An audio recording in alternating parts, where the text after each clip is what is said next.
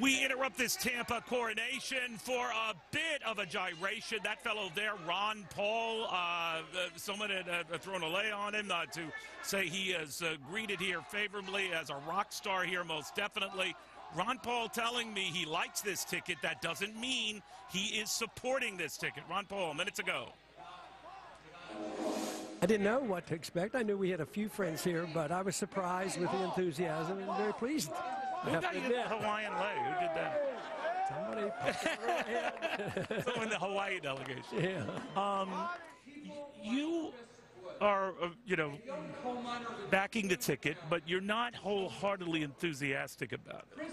Is that about right? Well, that's about it. I haven't endorsed the ticket, and I endorse the principles I've been talking about for a long time, a lot of times on your show, and you know basically what that is. I'm endorsing, peace and prosperity and individual liberty, the Constitution, and I'm more intense on that than I am on the politics of it. So in a way, as I drift away from the political action, I might even feel more comfortable. There's some things in politics that aren't a whole lot of fun.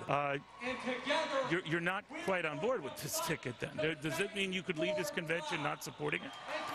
No, I'm not intending to endorse anybody. But do you have any horse in this race you like? You mean in the total race? Well, Barack Obama, Mitt Romney.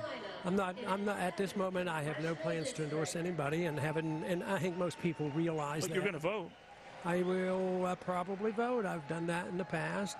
And would you err more on the side of Mitt Romney or not? On certain issues. But just remember. But is there a possibility you could vote for Barack Obama? Not too likely. Okay. Is there a possibility you could vote for the Libertarian candidate, Gary Johnson?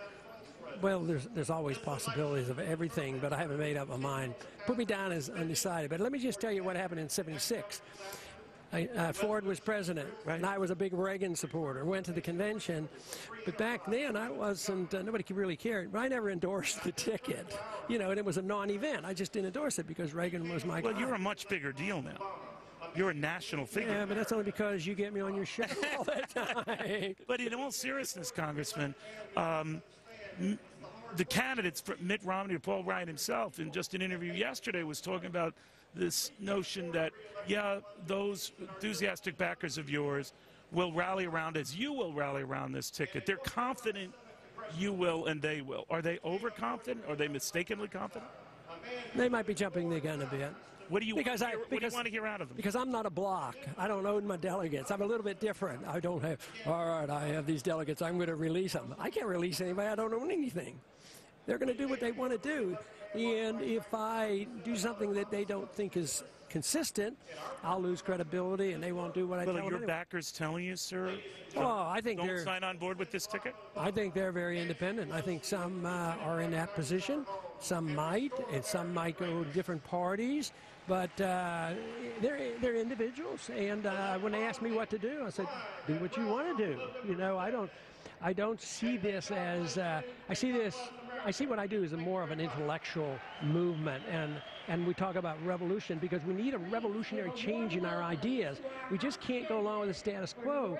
And when you come down to monetary policy and foreign policy and spending and debt, the tradition, the Republicans and Democrats haven't had a whole lot of difference. In the way they spend. Your criticism of Paul Ryan when he was picked was not that he cuts too much, but that he doesn't cut nearly enough. Yeah, matter of fact, you interviewed me on the day we voted. And your point is well taken because over 10 years, even with the Ryan plan, that does save $5 trillion off spending over 10 years, but we still have more spending than we do this year. Yeah, but it was 30 years to get to a balanced budget. So. And you argued that's way too long. Oh, way too long. And there were no cuts. It was, the one point that I try to talk about is baseline budgeting.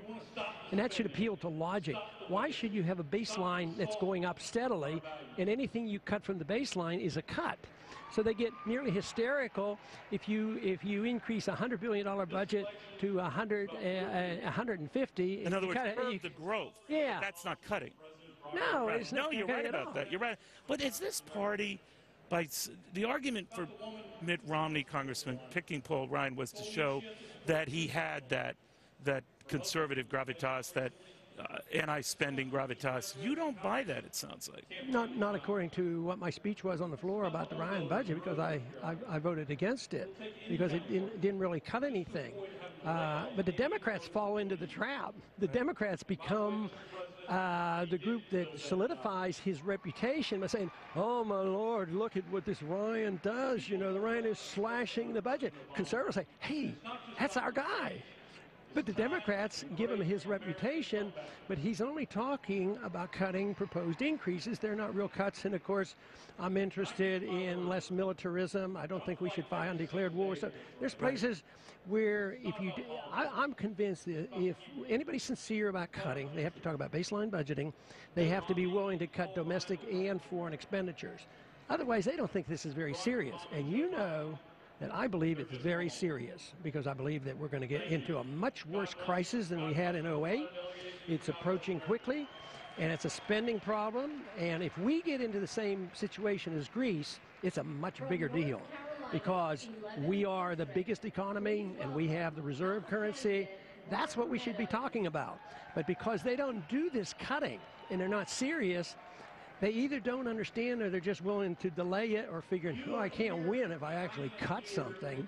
You know, everybody yells and screams. You know, if you cut one weapon system, "Oh, you're going to destroy the troops." Well, how do you feel about these sequestration cuts, these automatic cuts? Many in your party have argued the defense cuts are draconian, they're too severe. Where do you stand on that?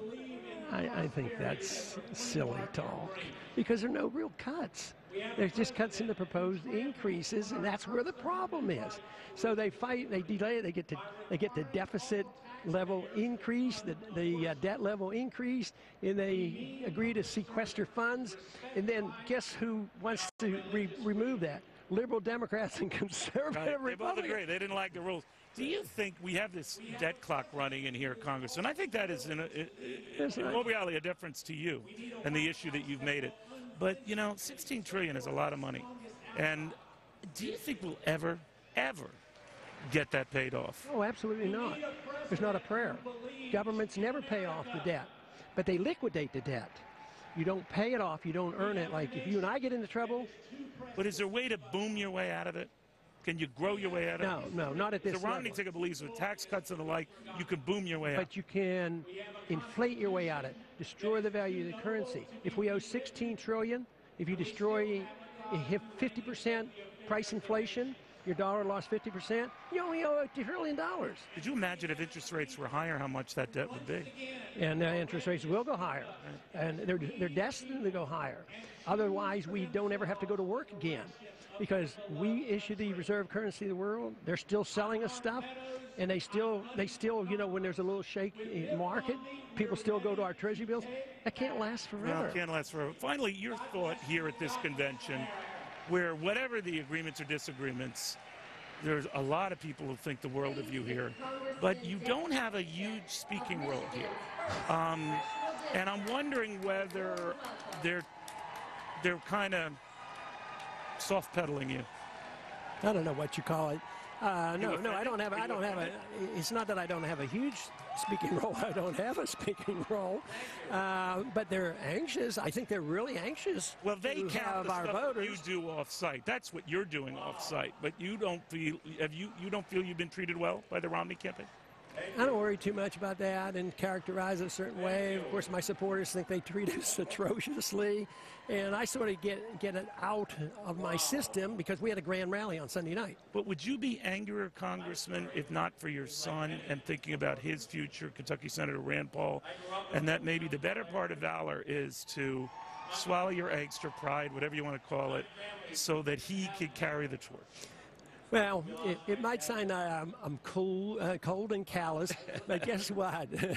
About the time he was 16, I sort of turned him loose. And he's on his own. So I can't bestow anything on him, and he's doing a pretty good job, and he will not do things just as I have done it, and he has a pretty good reputation already. So there will be disagreements on strategies. So I think that's pretty normal and understood.